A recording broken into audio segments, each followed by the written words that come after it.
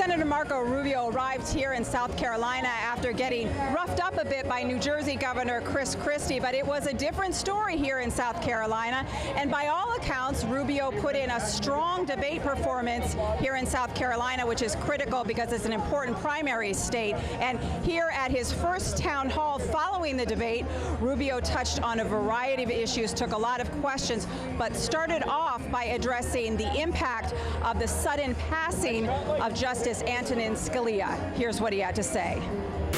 Justice Antonin Scalia will go down in history as one of the greatest justices that ever served on the Supreme Court. And the reason why he will go down as one of the greatest justices in the history of the Supreme Court is because he actually understood the job of the Supreme Court. The job of the Supreme Court is not to write the law. That's what the legislature does. The job of the Supreme Court is not to change the Constitution. That's why we have Article 5 in the Constitution. The job of the Supreme Court is to apply the Constitution and the legislation created by Congress based on the original meaning of the words in those documents. That's the job. And when that breaks down, the Constitution is in danger. When the Constitution becomes susceptible to the fads of the moment, what does society want it to be?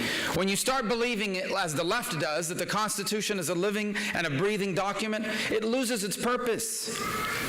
The meaning of the Constitution as it was written by the people who wrote it at the time, that is what we need in our justices. And Scalia understood that better than anyone that's ever served, and we have lost him. Now we commend his soul to God. We pray for his family.